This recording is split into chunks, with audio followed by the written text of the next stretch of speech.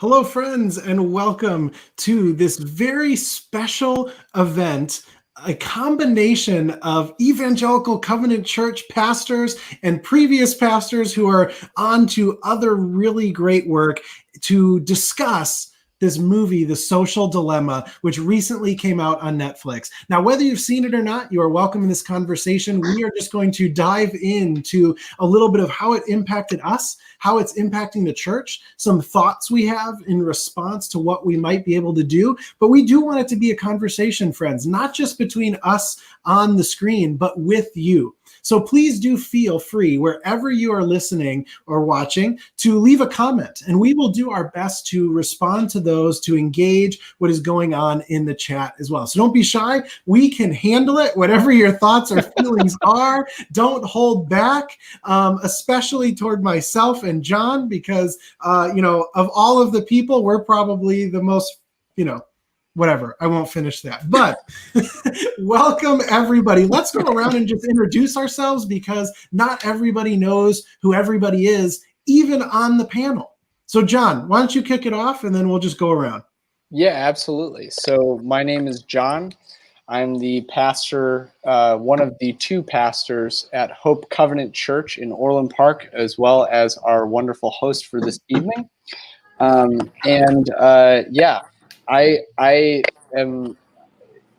was directed to this film by somebody on this panel, and then my response to that was to drag that person back into a conversation. Specifically, I'm going to say she said we should talk about this, and I decided that all of you should watch us talk about this. And so that is where we are today, and that is I'm special welcome to any of the Sojo kids. We pushed pretty hard for them to be on this. So if you're here, throw a comment in for us. Pastor Cheryl Lynn.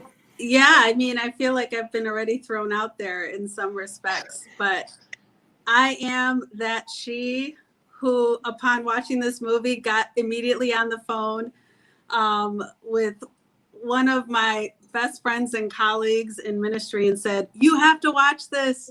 We have to talk about the implications of this." So thankfully, John is always up for conversation and discussion, and he is always wanting it to expand to the church at large and folks. So we're excited to have our Sojo folks. We're excited for our guest. Wait, which way do I point? Which way do I point? Our guest appearance here from Cogs, a Sojo favorite. But yeah, just over in Joliet, doing the thing and realizing how this is affecting it, wanting to talk about that. Totally. Emily, welcome. And Emily, you already got a shout out in the chat from Timmy. So people are excited you're here. They're just here for you. Wow, I'm honored. I'm super excited to be here. My name's Emily. I am the very much recently former youth director at Church of the Good Shepherd.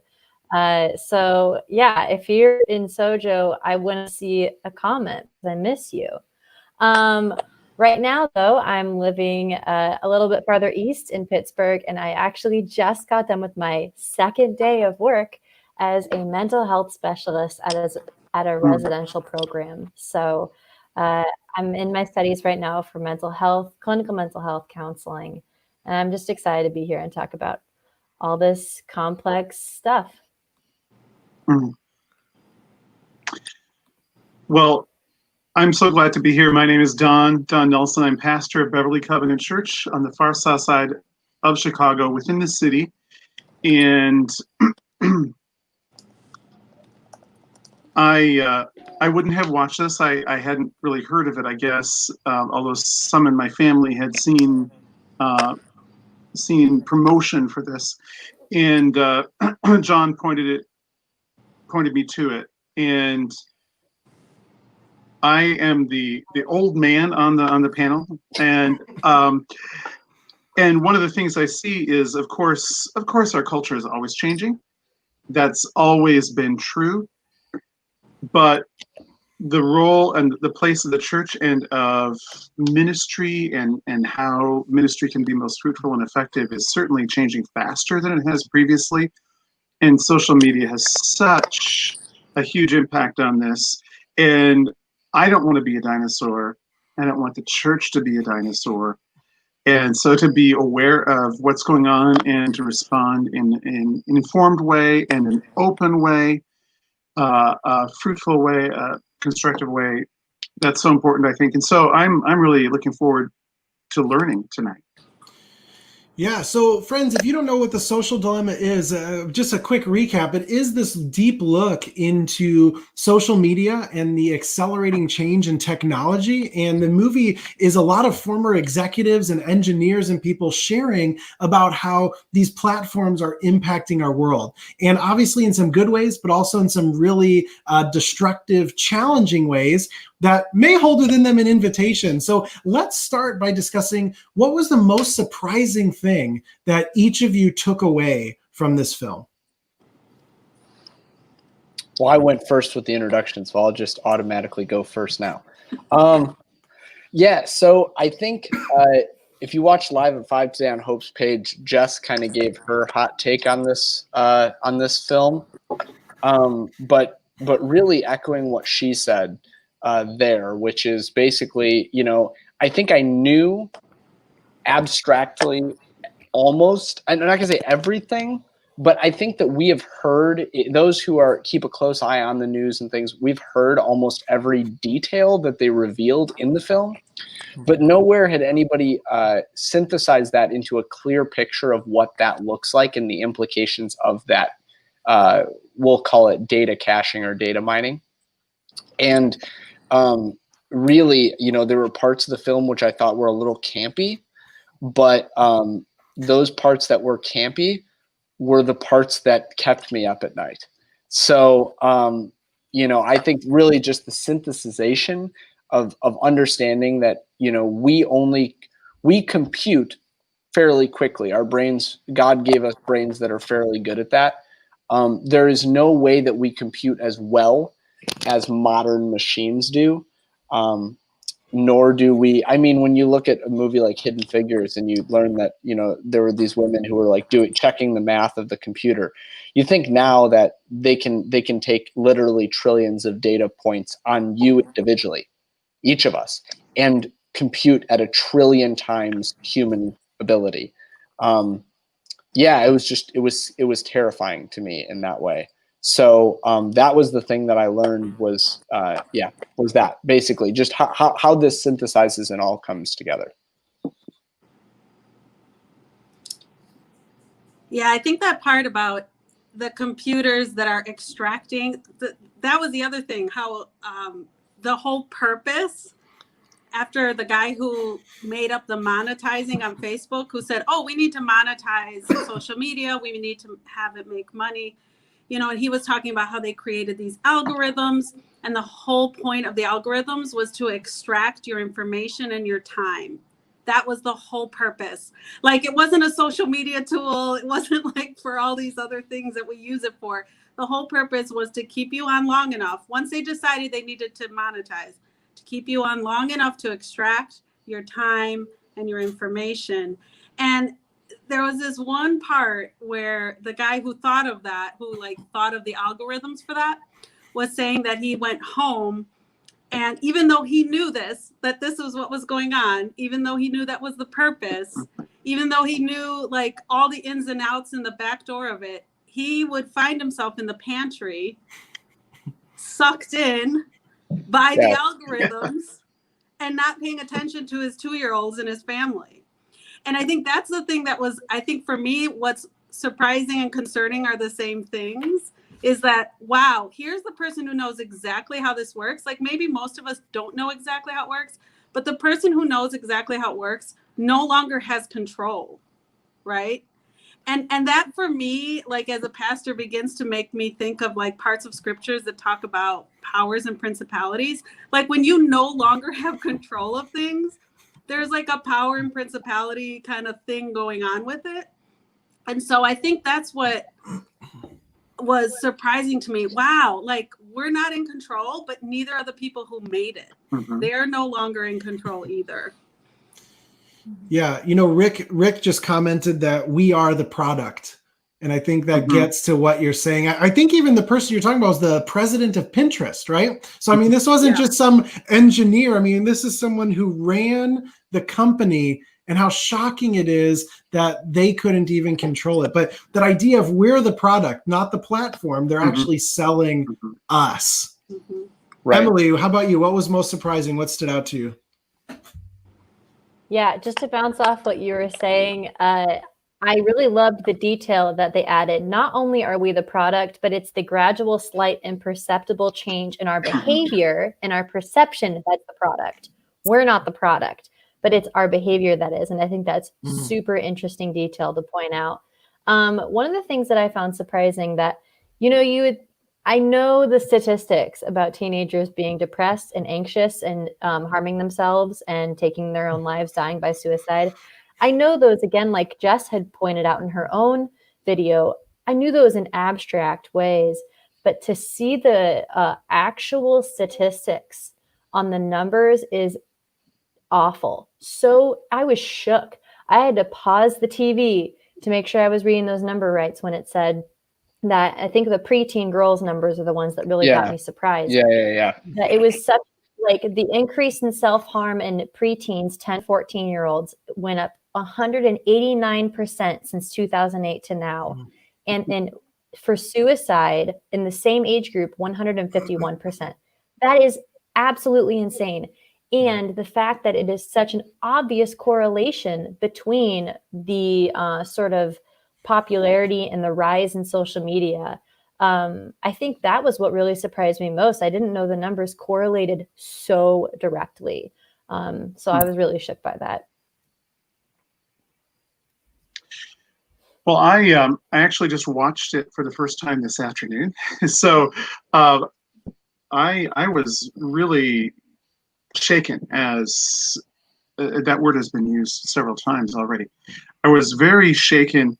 And as John said, it's not so much that any of it was, other than details, was particularly new information, but seeing it presented in a coherent way, and then I think that Cheryl Lynn had pointed this out, the realization that this has taken on a life of its own, that this is greater than the sum of its parts, and it has a power that is not limited just to the formal structure that is there, which I would concur. I hadn't really been thinking in terms of powers and principalities, but I would concur that really resonates with me, that language, for what we see going on, because again and again, the speakers spoke for themselves, and then they also attributed to others who are still in the industry and others who were founders that they did not set out to intentionally do what has been done or to accomplish what is being accomplished. That wasn't their intent. And but it's taken on this life of its own, and it's beyond the control of those who are operating it. Yeah. So Don, you know, as you mentioned in the beginning, you know, you said, I don't want to be the dinosaur on this, right? Like, maybe could you give us a little bit of insight, what the church's role is in this present reality, this changing world? Because I know from some people we've spoken with, ministry today is not what it was 3 years ago or 5 years ago or 15 years ago. Can you, from your perspective, can you maybe give us some insight of how it's changed for you, what you're seeing, and then maybe what the church's role is within that change that you've experienced? Well, I think that for so long, the church has been very comfortable with a particular place in society. It has achieved a place of prestige, social influence, and power, in affluence, wealth, in its given place in society. And a lot of true ministry was happening in that context. This is where the church was, and a lot of genuine true ministry was happening. Now that seems to be up in the air, and the change that is being wrought by social media and the way that we connect, I think, has had a much greater impact on the church than any of us would have predicted even 3 years ago.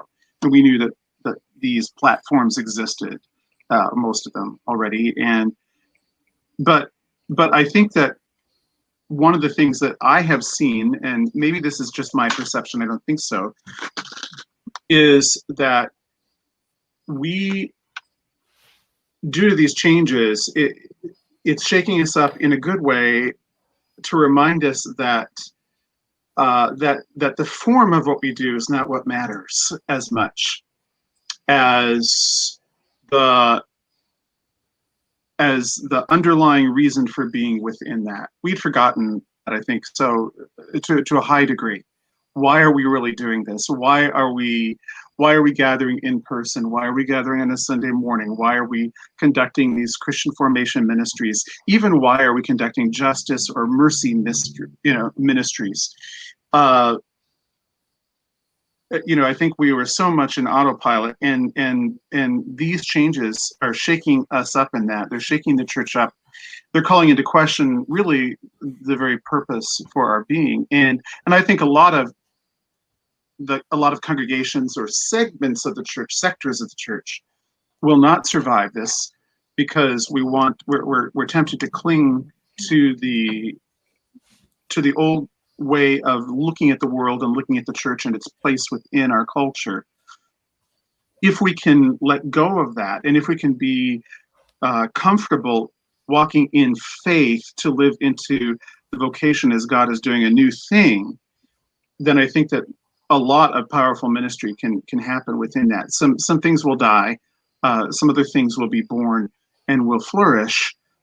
We can be part of that,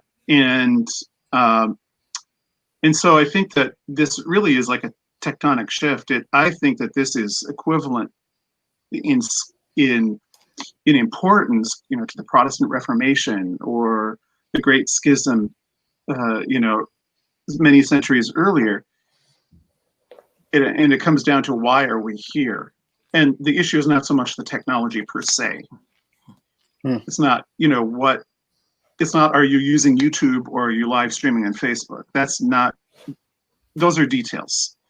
And one platform might work better for a particular ministry effort than another. But that's not the issue. The issue is, why are we here? And how do we not reformulate that, but re-envision that, or get the clarity to see who we are in this setting. We're still the same church, but why are we really here? And I'm sorry if I'm sounding like I'm repeating myself, but the question of identity and purpose are so critical, and they've been called into question in new ways and to new degrees. Yeah, that question of identity, we have to be a little bit more intentional as a church. We need to be aware of the impact we're having. Sherilyn, how about you? What is that impact you're seeing, and what is the role of your church and the church universal? Because it's affecting the whole world, right? It's not even just the U.S. Oh, is she muted? You're muted. Thank you. There you go. Thanks. Going along with something you were saying, Don, and actually something that's on our comment page, our church chair, Sabrina, and her family watched this last night. And she said the most surprising thing to her was that AI isn't overcoming like the strength of humanity, but it's overcoming our weaknesses. So I think we've always thought of AI like taking our jobs, and we've only thought of the way it's going to take over the things that we bring value in, but it didn't think about our weakness, right? The places we're vulnerable. And I think in addition to identity, I think we also have to think about vulnerability and be honest about the vulnerabilities we have by being human, we talk about the renewing of our minds in scripture, but the fact is, like, there's a lot of things affecting our minds. There's a lot of things that are creating the roadmaps for our emotions and our thoughts. And as much as we have said we want the Holy Spirit and we want the church to, be a place where we renew our minds, are we aware of our vulnerabilities enough? Are we talking about those, like when we go on, am I going on aware of my vulnerabilities?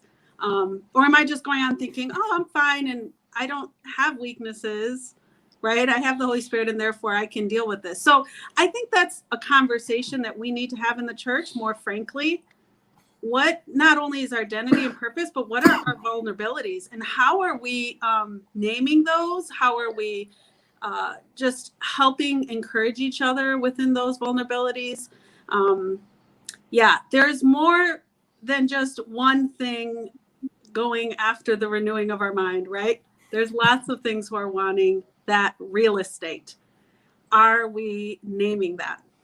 And can I would just love to piggyback off of what you just said, because honestly, I mean, when we talk about, you mentioned, are we going on when we're aware of what our vulnerabilities are?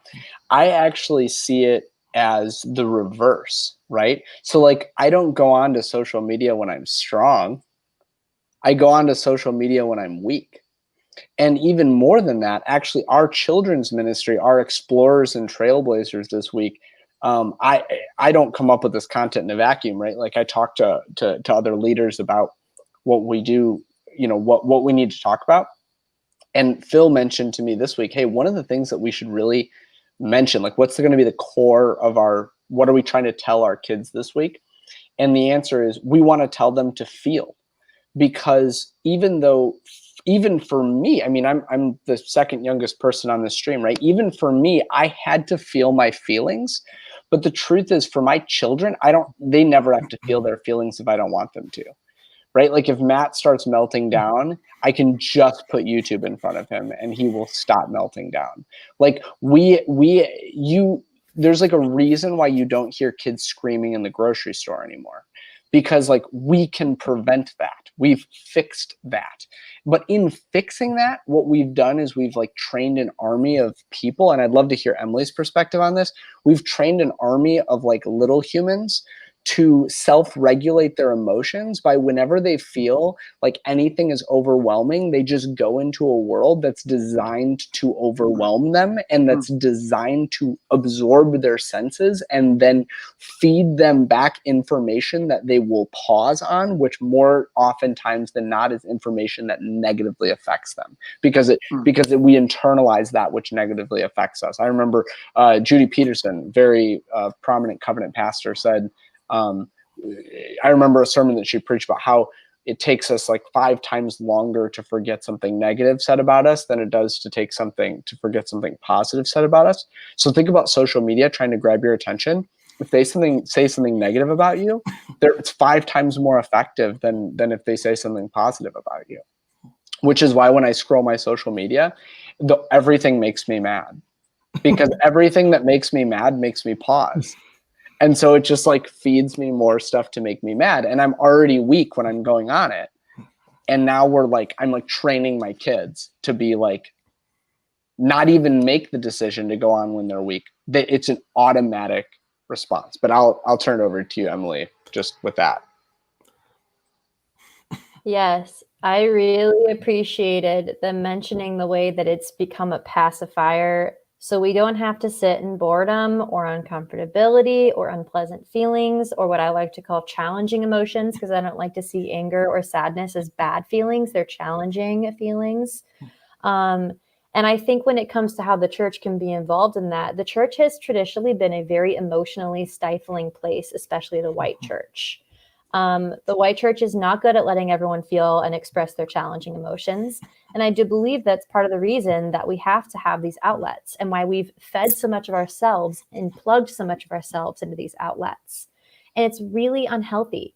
So if the church can figure out, and it's going to look different in different local communities, what each church needs to do to allow people to feel like they can express themselves.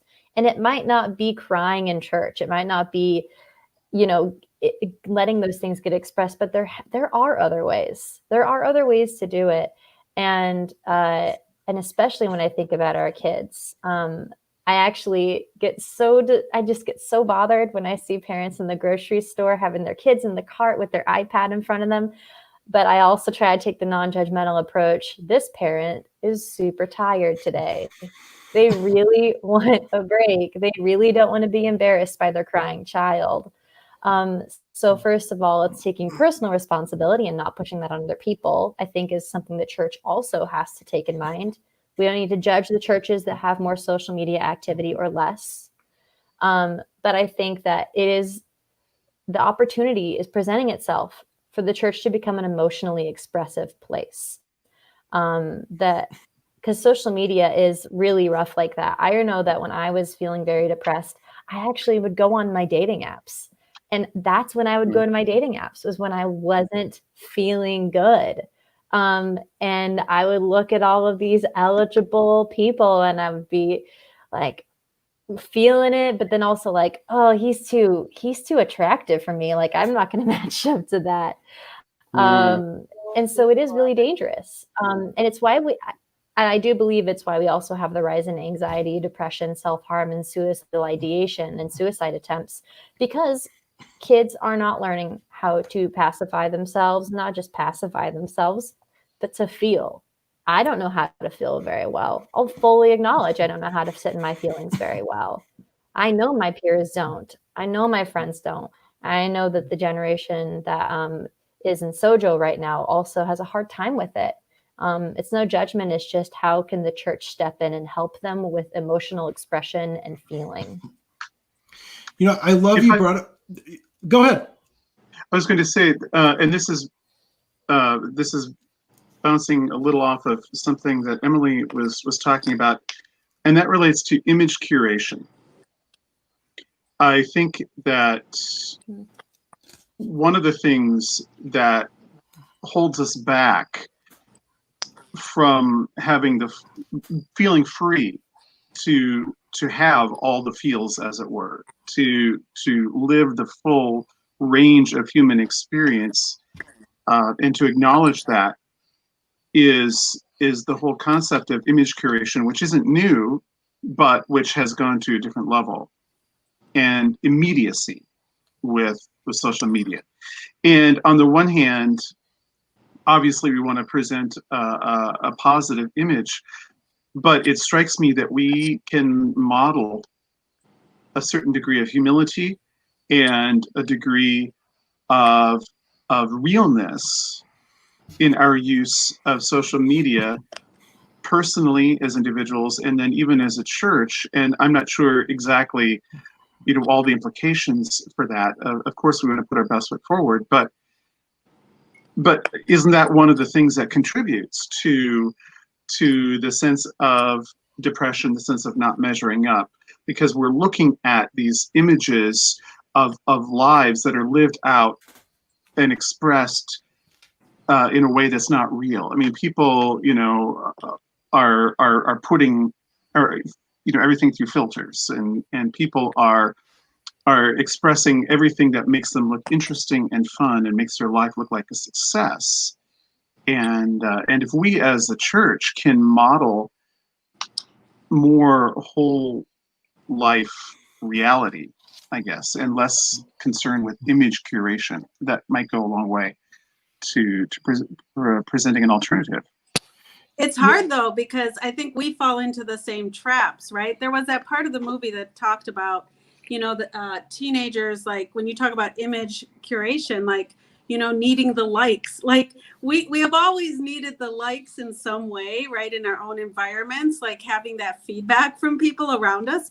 But like now having like this, immeasurable amount of people that you now need attention from and needing those likes. Like in some ways, I feel like the church has fallen into that trap where we're needing the likes too, right? We're needing to put the content out that needs the likes. We're needing to have the service that gets the likes, And so it just kind of takes me back to this place of I think another challenge for the church is that we, you know, there was this part in the movie that said, the people next to you, you think we're all experiencing the same world and the same feed, and we're completely getting a tailor-made feed to our own narratives, right? That we already have.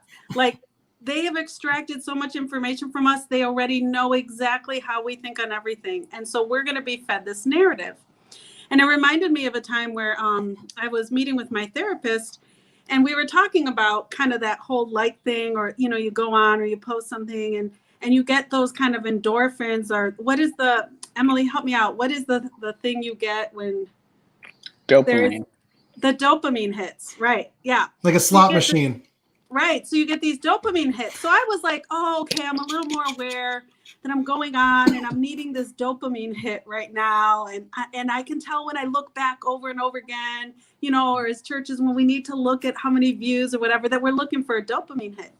But what I didn't realize was that what's actually more addicting than the dopamine hit is the narrative that I have and the way I feed those narratives over and over again.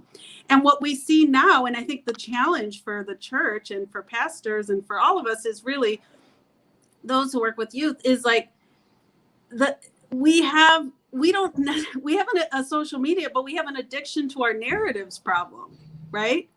We're so addicted to our narrative that now it doesn't even matter what information you're given.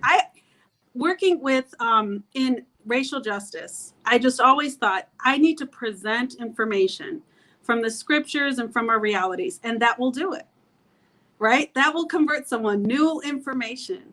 But if you have an addiction to a narrative, whether that narrative is I'm not racist, whether that narrative is I'm okay, or this country's great, or whatever our narratives are, right?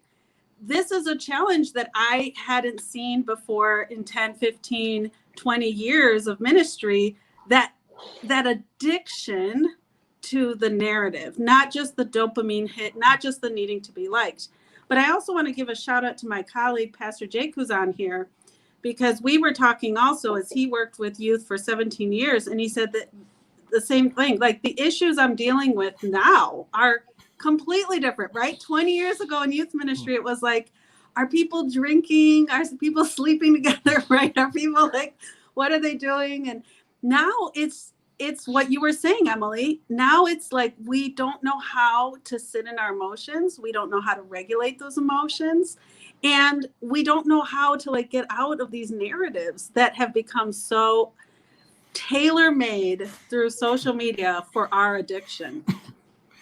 Yeah, I hear a lot of these concerns coming out, like cutting off our emotion, the story that we get into, the pacifier component. And I love when Emily mentioned that we can become a place where we invite people to feel, that we can be a place of feeling. And that sort of reminds me that, and I think the movie does a helpful job of expressing all these difficult things. And they do like 2 minutes at the end of what they're maybe doing, you know, turning off notifications. In this world where we're siloing, right? You're just hearing the things that already perpetuate the narrative that you live in, right? So if you're a Trump supporter, you only see pro-Trump, anti-Biden things. And if you're a Democrat, you hear about all the Republicans are all of this, right? We're split, and therefore everyone operates out of their own facts. And so we can't even talk to each other anymore because there's no facts. So this world we're living in that turns off our emotions is furthering certain narratives. Now, the question I would have out of that then is, what is the opportunity present to the church then in light of that? So as Emily said, maybe we need to be more aware of being a place of feeling. Don talked about maybe the intentionality of how we're going about church, why we're being church. Rick in the comments asked, for example, should the church try to compete with the lure of social media or integrate with it? And that to me is an opportunity question. So what is the opportunity present in the challenges? What is the invitation to be light in the darkness?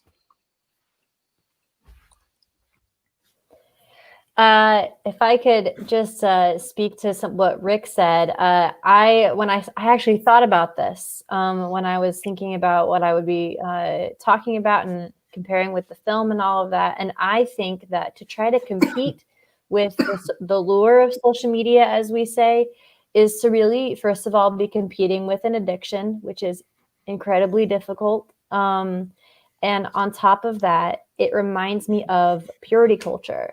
If we try to completely, what was done, completely unsexualize humans until marriage, you don't find people not having sex. You find the opposite.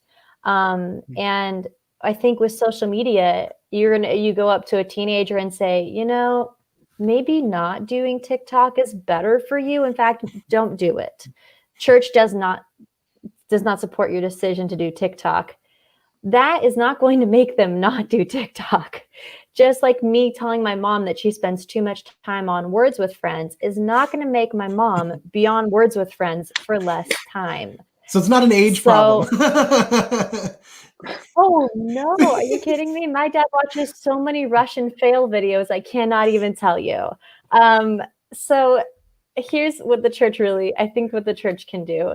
I have one that's kind of out there. So I just need everyone to take a deep breath with me. I actually, as we saw in the film, there's people who are going to try to lobby for policies and things to be put in place so that social media and and internet things related to that are controlled. I think the church has a stake in getting involved in lobbying for that. It is for the health of our youth. It's for the health of our adults. It's for the health of our older adults. It's for the health of everyone. And I know that we traditionally don't like to mix politics with church, but this is about the lives of girls who are attempting to take their own lives. This is about so much more than politics. This is about mental health, safety, living, and connection with God, because it can be very harmful for that too. I think one other thing that maybe is more localized that the church actually can do is having honest conversations with families and actually bringing families together and saying, we know this is a problem. We know you all to some extent, you hate social media and you hate your kids being on Snapchat or TikTok so much. So let's talk about what we're doing. Let's talk about what's helping. Let's talk about what's not. And making a conversation out of it. It's a first step, but I think it's a helpful step, because when parents can start collaborating, then you get people talking who maybe weren't even talking before because they knew Sue down the street was voting for Trump, right? But their kids are both addicted to TikTok. So multiple opportunities there, Totally. John, what are you thinking? Yeah, I mean, I am secretly intoxicated by Rick's question of whether we should integrate with social media, because my standard answer is yes. Because if there was a place in your town that everyone visited at least once a day for at least 30 minutes a day, which is the average usage of social media among all Americans, including those without social media. So just consider that for a second. People use social media so much that just because Grandma Jean doesn't have social media, people make up for it. So given that reality, if there was a place in your town that everybody spent 30 minutes a day at, and you chose not to have a church representative there, you would be missing an awful opportunity. That said, if that place was a place where people were purchasing heroin, or were becoming alcoholics, not only do I think the church should be there, I think the church should also lobby for that business to be disbanded, right? Not totally disbanded necessarily.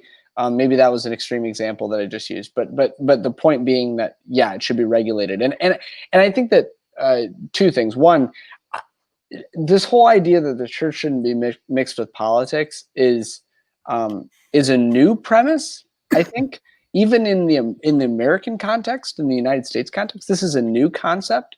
The church has always been mixed with political movements. It just doesn't need to align with political parties. And I think anybody who knows anything about the Republicans and the Democrats right now, or the independents, can agree that there are things that are deeply problematic about all of those institutions, and the church should not align itself with any of those institutions. Period. End of sentence. I don't feel like I need to couch that at all. However, the church certain churches proudly supported abolition.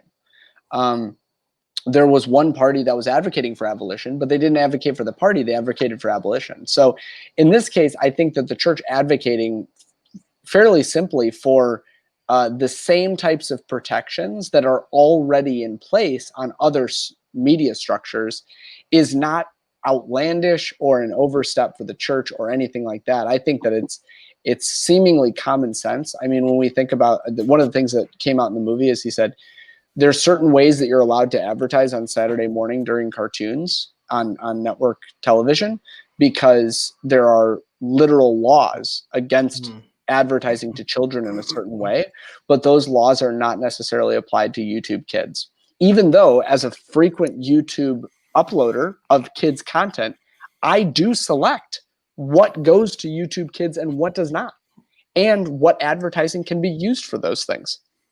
So I think that just kind of goes with it. Like, I mean, these are just kind of obvious things that we should be lobbying for and advocating for, but we absolutely do also need to exist on those platforms, because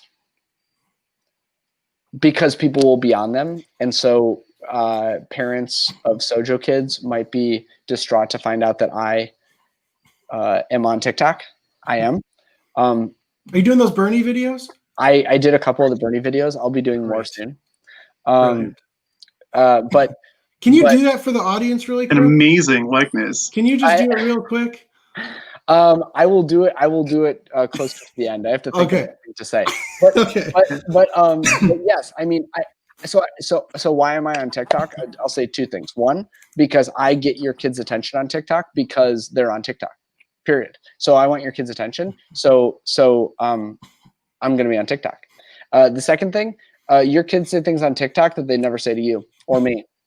So that means that I get a window into what they're saying on TikTok. So I think that this is the great thing. I think Emily's relation to purity culture, and I know I'm going long here, so I'm going to stop. Emily's relation to purity culture is spot on.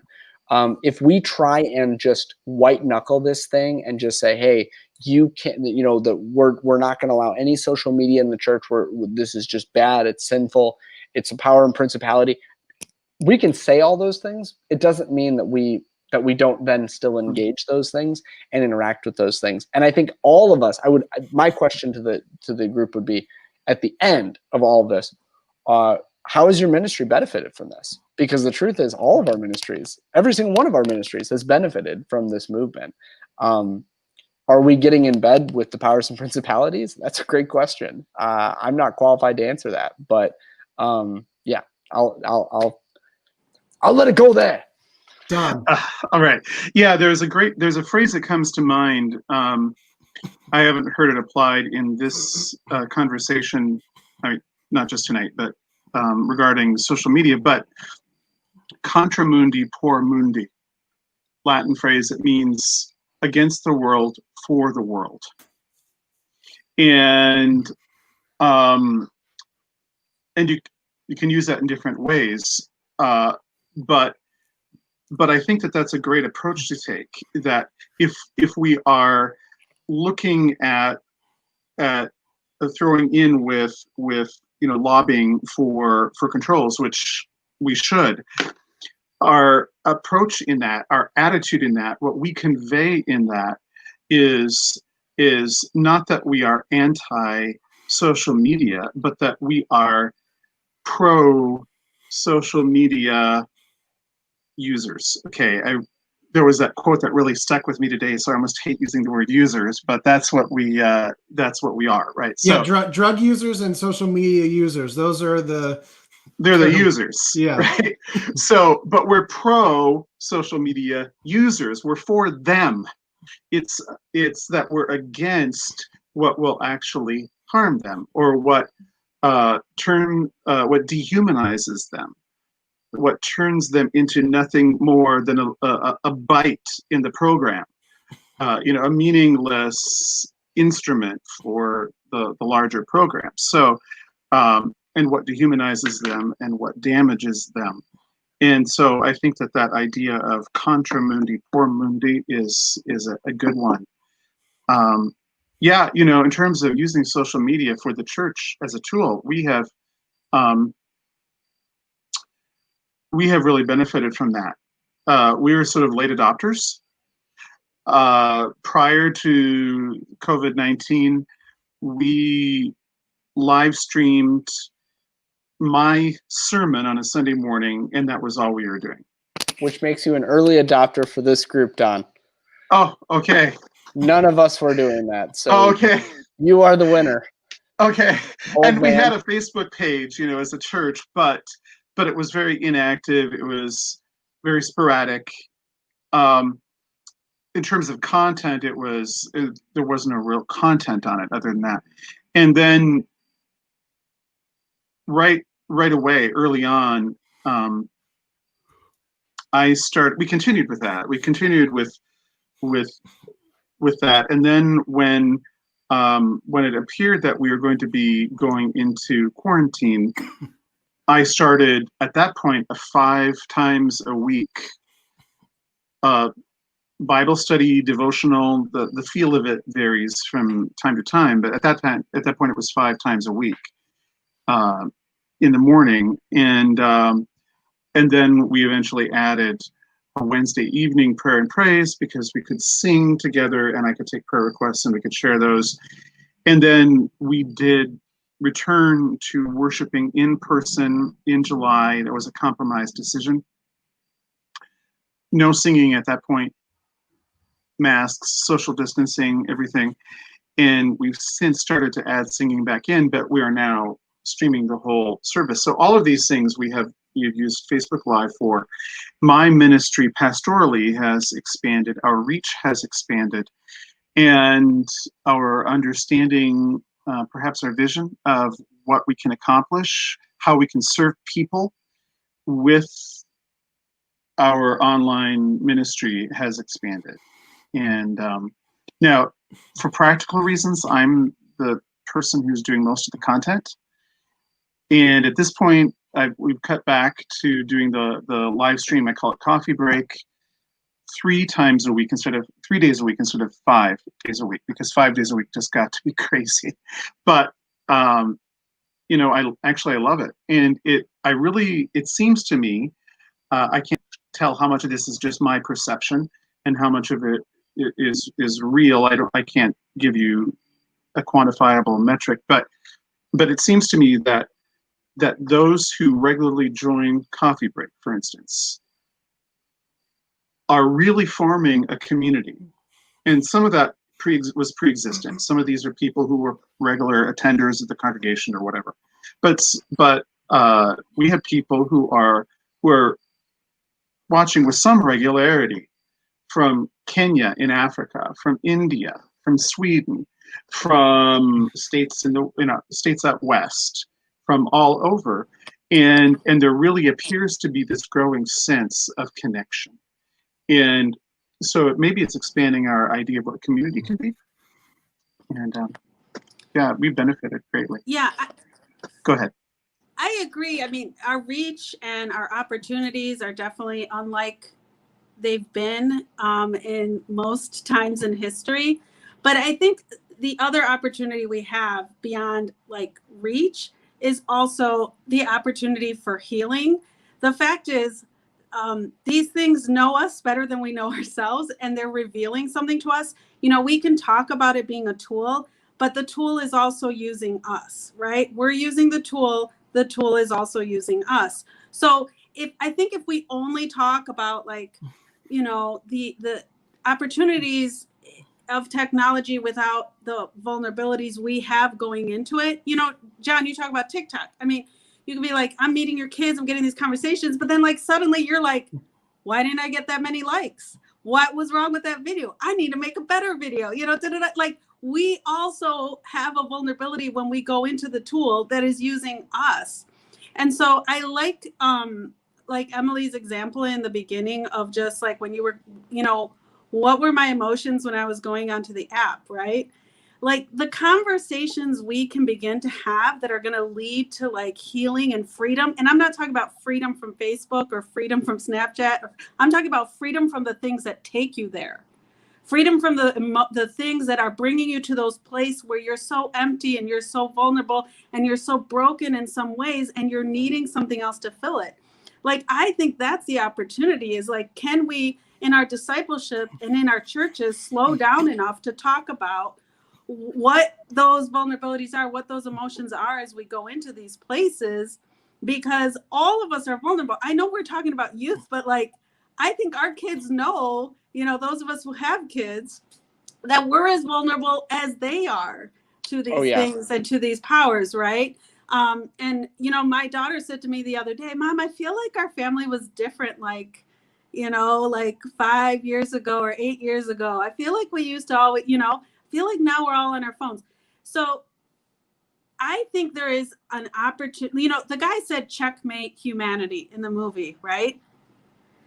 And that means like we have a moment to make choices that will lead us to more freedom, not from technology, but from the things that are bringing us to it.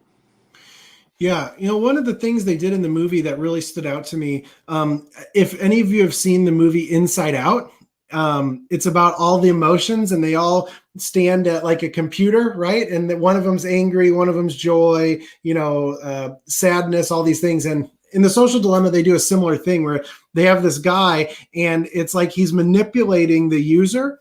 And it's basically what the algorithm does, right? The algorithm of Facebook and these social media platforms literally look at how long do you look at something? What do you click on? What do you comment on? What do you like?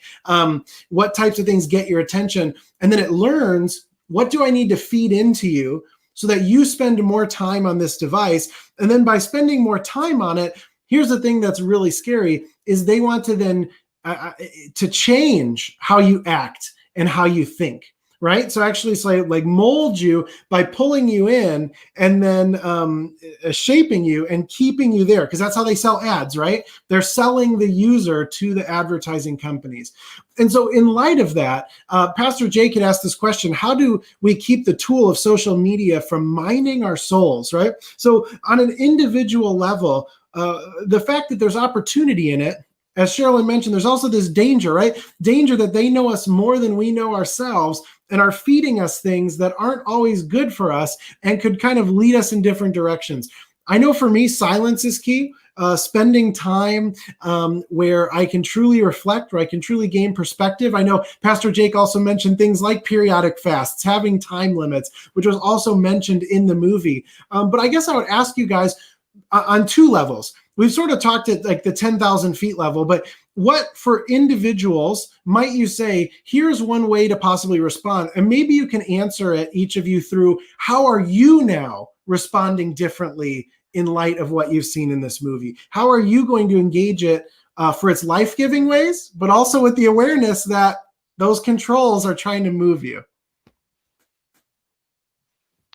Emily, you want to take this one? Sure. I'm actually going to be turning off all my notifications except for a few. I really liked that idea.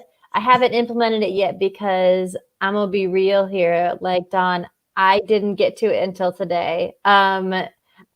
John kind of sprung this on me maybe a little bit. Sprung it on Don. So I didn't have the opportunity to really. Wow, that's super cool. Super cool of you. Anyways, yeah, what strategies that I've done in the past and that I'm doing in light of this information.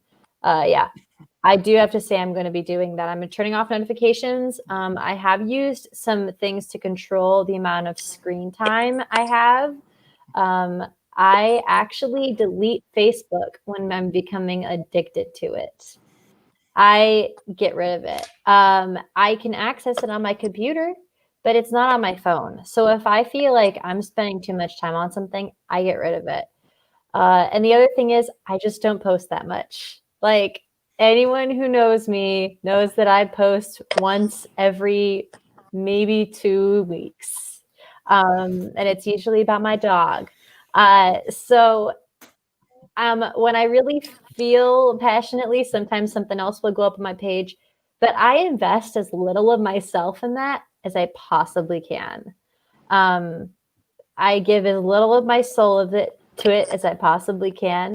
And I do plan on just pulling back the reins on how much they try to wake me up, like, to what's happening. Okay, I feel like I might be the most addicted person on this panel, possibly. And I think Emily could probably verify this. But as someone who has actually done the notification thing, I've turned off the notifications. I watched this movie 2 weeks ago. You know, I've been trying to do some of those paradigm shifts because the movie did very well showing you how much it tries to get you back, right? Like, just lure you back in. And I had kind of these conflicting emotions. One, I was a lot happier. Like, I was like, oh my goodness, I'm like engaging in my real world more. But I also experienced the withdrawal of the things I was getting from that, right? I suddenly was like, oh, I feel a little less significant. I feel a little less liked. I feel a little less influential. I feel a little less, engaged in these larger conversations. I feel less connected to what's going on over there. And as an Enneagram 7, there's like a serious FOMO that I tend to have, right? That social media really like feeds into. And so I think what I've been trying to do is go, okay, like, what is that about? I mean, thankfully I have a therapist and a place to talk about it, but I guess what I'm saying is I don't want any of us to go into this expecting like everything to be better right away. Because the truth is there are these very real withdrawals and like you said, Emily, like a lot of challenging emotions that we were able to push off for so long by using social media, right? So as someone who's kind of started to do the work, those are my initial reflections and confessions. One of the things that I find challenging for me is that actually the majority of time, I have a personal Facebook page and Instagram, but far and away, the majority of my social media time is for the church. Yep. Right. So, and it's drawing boundaries has always been difficult. You can always be doing more in ministry. It's right. I mean, the idea there that that makes boundaries difficult because it's not just about yourself. It's about the gospel and it's about the people. But one of the things that I have, I do respond on our church page on the posts that I make to comments people leave because we want the personal touch. So if someone comments, I try to respond to that unless it's irrelevant. But otherwise, I used to track how much engagement we are getting, how many likes, how many loves, how many comments, how many shares.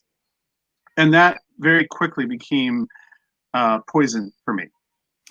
And I felt that. My spirit would rise when there was some post that got a great response.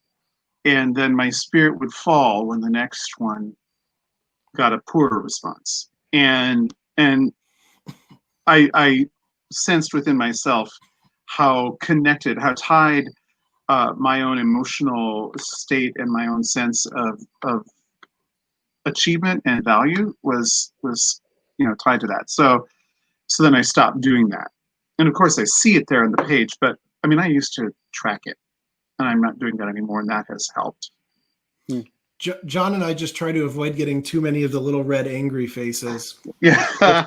whenever I get on with Chris, it's like guaranteed 5 little red angry faces automatically.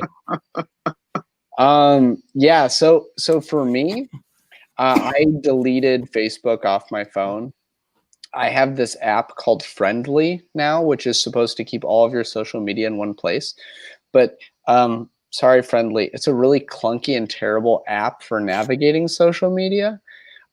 So it makes Facebook undesirable. So it's great.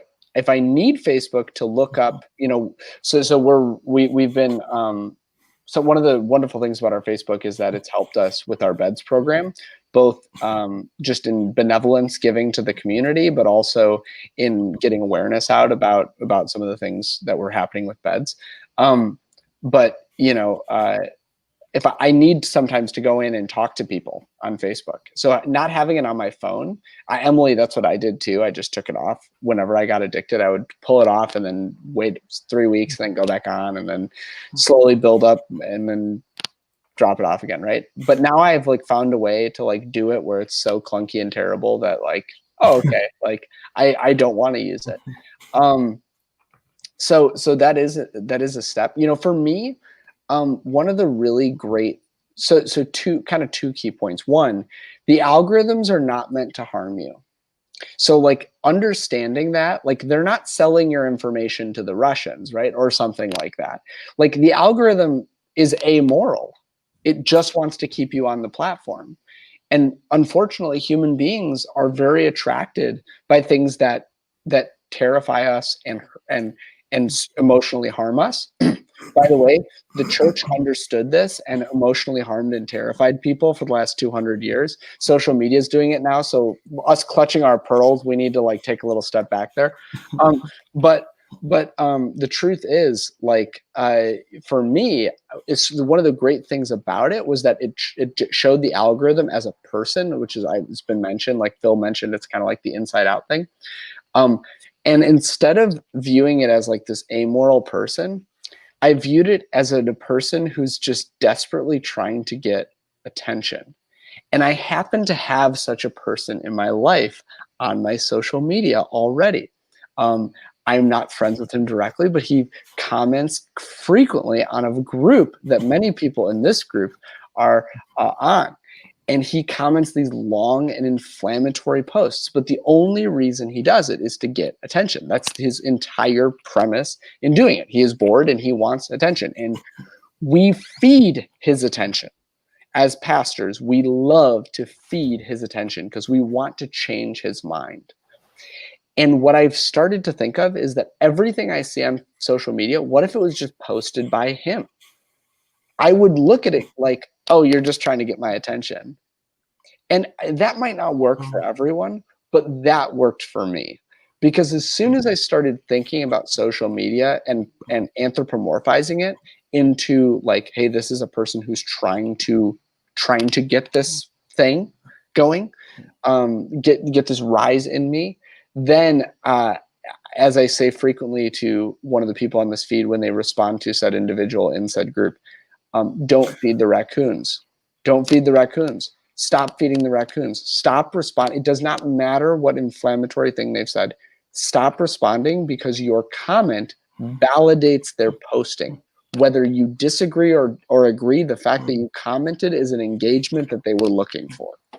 And you know what? Little kids do this too. It's called when they don't get your positive attention, they get your negative attention, right? So I've started to anthropomorphize Facebook in that way. There are practical steps and there are psychological steps, and I've taken both, and I've found myself greatly freed from that. The one drawback was that now I get my news. I was getting my news exclusively through my wife, who is supremely non-addicted to Facebook, and I was missing major world events because I wasn't on social media. So like I went live and talked about Live at 5 during the George Floyd riots, and I just had no idea that they were happening because I wasn't on social media to see them. So that was a drawback, but I also have to ask the question now, which I'm not going to ask any of you to answer, but was I even getting, what was the media that I was getting from social media vetted? And so was it even really a good source of news. So that's a lot of thoughts, but No, and I think that last point is one of the ones that's stood out to me over the last few years. That our world, I think, is getting more and more divided. And one of the things they offered in the movie was that people are working on these alternate set of facts, and when you're only seeing what you already agree with all day, that's what keeps people coming back. And I would encourage people with another practice would be aware that all day you're being told what you want to hear. Like, that's how these platforms keep you coming back. So I think it can be very helpful to intentionally read news, tweets, Facebook posts, listen to other, read books, listen to other news sources, whatever, specifically that say the exact opposite of what you think or believe is true. And don't just listen to judge it, but truly listen with the humility to say, where am I wrong? Because here's the promise I can offer to you, and I'm offering to myself. You are wrong. Like, just period. You are wrong. You are not right on everything. And we live more in a world that's siloing. And I think we have to be able to listen to alternate voices because people want to cause division. One of the things the movie said is it's not even for a specific candidate. They just want to cause chaos. And so we need to be aware that Satan is the divider. And I'm not saying social media is Satan. What I'm saying, though, is I think that evil is very happy to use anything that can divide us. And so as much good as comes with it, we need to intentionally be aware that that is what's happening. So, yes. Can I say one thing on that just really quickly? Yes, Sherilyn and then Emily. Yeah. So on that thing about, I do diverse news sources as well. But I think I even take it another step, besides just even seeing what the different viewpoints are, which I think is very interesting. I also want to see what are the narratives people are living by and what are their fears. Like, to me, it's really interesting to see like what different platforms highlight and what their fears are, And so Jen, you said that like the algorithms aren't, like moral or immoral. That's true, but they're not neutral either. And I think that's something that came out of the movie. The algorithms aren't neutral. They're made to control your behavior. Totally. And so I think the way that I've become a little bit more free, I love your, like, how you said, I need to think of them as a person. For me, I've like every time, my phone like buzz or vibrates, now I'm like, oh, look, they're trying to control me. Oh, look, this is trying to drive my behavior. This is trying to drive my behavior again. And so Sabrina had mentioned on the comments, she was like, I feel like we need to get back to what our purpose is. And I think that goes along with that, right? Do we like start our day or even go to our phone with a purpose? Are we like have a process for that purpose? And then are we being real about the purposes for the platforms, which is to control our behaviors? Living with intentionality, right? I mean, there's a story I love where they say that someone once asked Buddha, and forgive me if that upsets anyone using this story, but they said, what do your disciples do? And he said something like, they eat, they sleep, and they walk. And the person was like, well, everybody eats, sleeps, and walks. And he's like, yes, but my disciples, when they're eating, they know they're eating. And when they're walking, they know they're walking. And when they're sleeping, they know they're sleeping. There's that intentionality to being mindful and present. So I think that's beautiful. Emily. Just a quick, fun tip about when you actually go in and read that the work, the news that you hear from the sort of oppositional side for what you think, what you don't necessarily agree with. For those of you who like a challenge, consider it an exercise, because there are studies that show when you're reading material you don't agree with, and you can read it and keep yourself from getting too angry, too upset, you're going to be able to have better conversations. You're going to be more tolerant and loving of those people. So if you really need to encourage yourself to do that reading out of your normal circle, consider it an exercise in patience. We ask God, we pray, God, give me patience. Well, God's giving you an opportunity to work on your patience. So take God up all the opportunities he's handing you in Fox News and CNN and NPR. and take those opportunities, read them, and learn how to read them level-headed. I love that. I mean, that's Jesus, right? He crosses to the other side of the lake, eats with the tax collectors and sinners, talks to a Samaritan woman. He was all over. So friends, we have about 5 minutes left. So just enough time to say, how about each person take a minute, and what would your concluding words be that you would want to leave people with? John, why don't we start? Why don't we go in the order we start? We'll go in the reverse order. We'll go chiasm here. So Dan, or sorry, Don, why don't you start us, Don? Don, sorry, Don, yes. Oh, okay. All right. So I think that social media provides us a renewed opportunity, or a fresh opportunity perhaps, to do what we are supposed to do best anyway, which is to embody the kingdom of God together as we love God and love our neighbors. And to do that, we have to know them. To do that, we have to be with them, whether that's in person or virtually. To do that, we have to listen and seek what is just and merciful in a humble way for them. Which also means, one of the things that has been said here more than once is that we are wrong much of the time, and to recognize that even when it comes to social media, we're not necessarily reading the other person right, and we're not approaching the medium as a whole fully healthy person. So to have that humility, and that's the cheese ball answer, John. I know I don't want to get a ooh for that, but that's what it's all about, right? So Emily. I first, I think, want to do a call out to people in my age bracket. Feelings suck sometimes. They really do. But if we don't feel them, they fill up like a pipe that collects gas and then releases it in huge spurts, or it blows, right? So let's acknowledge that we don't want to blow up. Let's let that release valve go, and let's not let social media be what the release valve is, because it's ineffective and it doesn't help. I think something I want to say, because there's so much talk, millennials are this way, Gen Z are this way, and then from my end, look, boomers, come on, Gen Xers, we need to really stop condemning each other for our social media usage.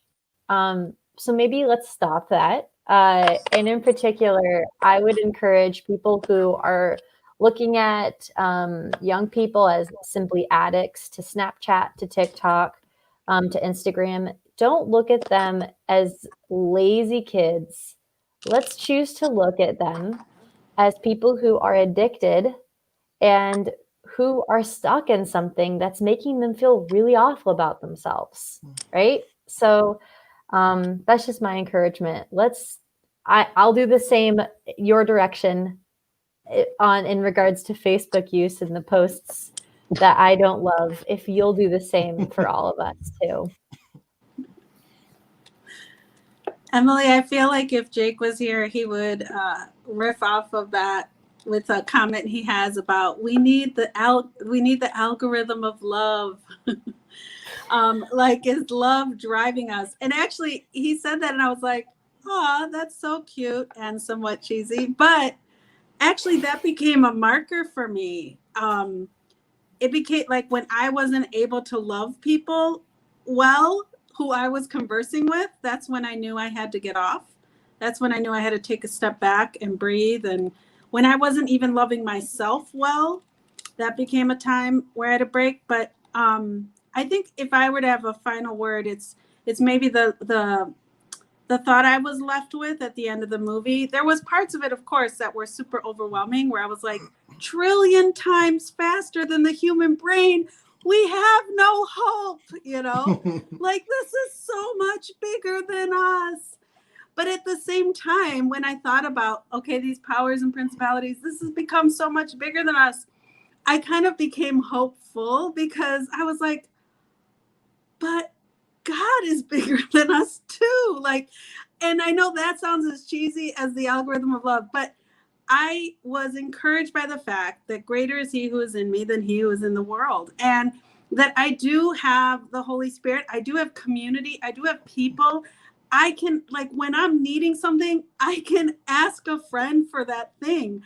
I saw something today that said, whenever I'm feeling low, I text my friend and say, compliment, please. And they send me a compliment. They said, I find that that's way better than needing it on social media or needing it in another way. So I guess I'm left strangely with hope from that movie, because I do think in the gospel, in the Holy Spirit, in community, we have an antibiotic to the virus, right? John, bring us home. Yeah. I don't know if we have an antibiotic. So yeah, I mean, you should have made me go first. So, yeah, I'm gonna play the ruiner here. My final word is not one necessarily of hope. I actually think that from a purely yeah, I don't know what the word is right now. I'm spacing. I could do this all in a Bernie Sanders impression. That's how extreme I feel about it. Bernie just extreme, you know. Do it. Yeah, so if Bernie was going to say this, he would say something like, "The soul of our nation is completely at risk." It's at risk, okay? It's at risk. And it's not that we have to be able to get off of the media. It's not that the media has to stop controlling us. It's that we need to gain control of the Fortune 100. No, but like, this is the truth. Like if I was going to get on my Bernie platform, there is an imminent risk to the fabric of society. And the hope that I have is that anyone who hears this, ironically on social media, begins to realize that people that you love are being radicalized, and being radicalized is the opposite of the gospel. Mm-hmm.